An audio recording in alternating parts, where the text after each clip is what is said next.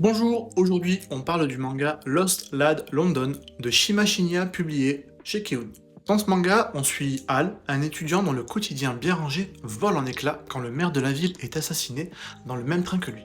Persuadé d'être hors de cause, il découvre avec effroi l'arme du crime dans son manteau. Pile au moment où Ellis, un inspecteur bourru et hanté par une ancienne erreur judiciaire, frappe à sa porte.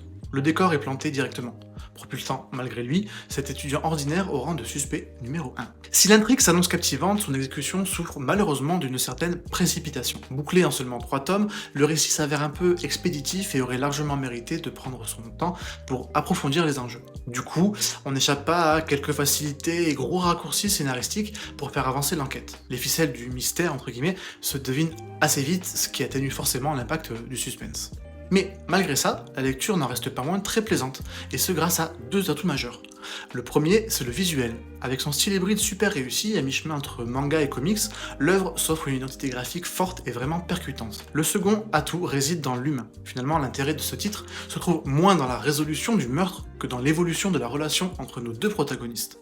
Ce duo improbable fonctionne à merveille, et c'est ce qu'Hal et Ellis s'apportent mutuellement qui fait tout le sel de cette courte mais agréable escapade londonienne. Bref, malgré les quelques défauts dont j'ai parlé au début, ça reste une lecture que j'ai quand même appréciée et que je vous recommande malgré tout. Donc dites-moi en commentaire si vous l'avez lu ou si vous comptez le lire. Moi je vous dis à bientôt pour une nouvelle chronique.